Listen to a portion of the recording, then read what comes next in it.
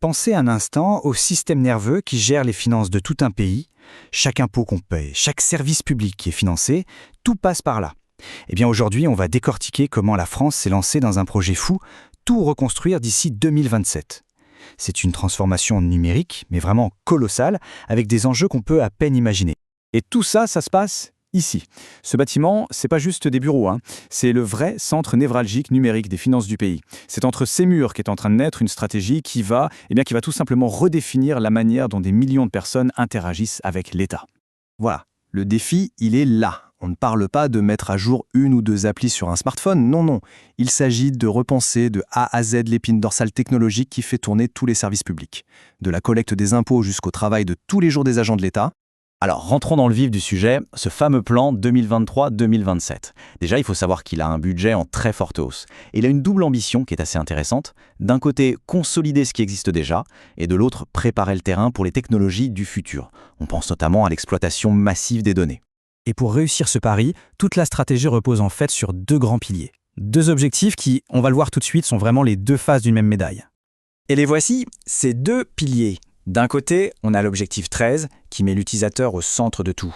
Et de l'autre, l'objectif 14, qui se concentre sur la technologie pour qu'elle soit pérenne. Le premier, il est là pour améliorer l'expérience de tout le monde, citoyen comme agent. Le second, lui, il doit rendre le système plus solide, plus performant. Et bien sûr, l'un ne va pas sans l'autre, c'est ça qui est crucial. Allez, on commence avec le premier axe. Et ce qui est super intéressant ici, c'est la philosophie derrière. La technologie n'est pas une fin en soi, pas du tout. C'est juste un outil, un moyen au service des gens. Et concrètement, ça veut dire quoi ? Eh bien, ça se traduit par des engagements très forts. D'abord, mieux piloter les projets. Ensuite, et c'est essentiel, concevoir les outils avec les utilisateurs, pas juste pour eux.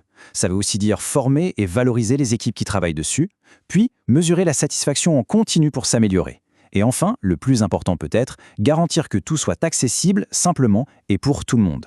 Dans le plan, on tombe sur un terme qui revient tout le temps pour ça, la démarche UX.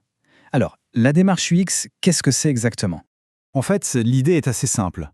Plutôt que de construire un outil dans son coin et de dire « tenez, voilà » à la toute fin, on fait l'inverse. On implique les utilisateurs dès le premier jour et à chaque étape du projet. C'est cette collaboration qui permet de créer des services qui répondent aux vrais besoins des gens. Et pour montrer que c'est du sérieux, il y a un chiffre qui frappe.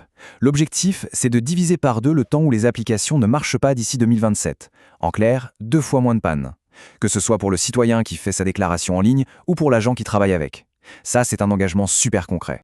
Autre chiffre clé, 95%. C'est le taux de satisfaction qu'il vise pour les formations du personnel informatique. Et ça, c'est malin.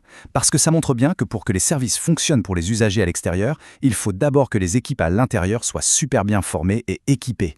Mais voilà, on peut avoir la meilleure volonté du monde pour l'expérience utilisateur, si la technologie derrière ne suit pas, ça ne marchera jamais. Des services simples et fluides, ça demande des fondations techniques en béton. Et ça nous amène tout droit au deuxième pilier de cette stratégie. On passe donc à la partie plus technique. Ici, l'objectif, c'est de s'assurer que l'infrastructure informatique soit non seulement au top aujourd'hui, mais qu'elle soit aussi capable d'encaisser les défis des années à venir. Un mot qui revient sans arrêt dans le document, c'est la dette technique. Il faut absolument la résorber. C'est un terme qu'on entend beaucoup en informatique, mais qu'est-ce que ça veut dire au juste une dette technique ? Imaginez une fuite d'eau. La solution facile, c'est de mettre un bout de scotch. Ça dépanne sur le coup. Mais la bonne solution, c'est de changer le tuyau. La dette technique, c'est ça. C'est le coût de toutes les fois où on a choisi le scotch au lieu de changer le tuyau. Ça marche en temps, et puis un jour, tout lâche. Le plan, c'est donc de dire « fini le bricolage ». On investit dans du solide, du durable. Alors comment on fait ? La stratégie est assez claire. Premièrement, on rembourse cette dette, on s'y attaque de front. Deuxièmement, on change la façon de travailler avec des méthodes plus agiles, et on passe au cloud pour être plus souple. Et troisièmement, on va enfin pouvoir exploiter l'énorme potentiel de toutes les données qui sont là, mais sous-utilisées. Parce que exploiter les données, ça sonne bien, mais il faut se rendre compte des volumes dont on parle. C'est gigantesque. Alors la question, c'est comment on fait pour gérer tout ça, pour tout centraliser et en tirer quelque chose d'utile.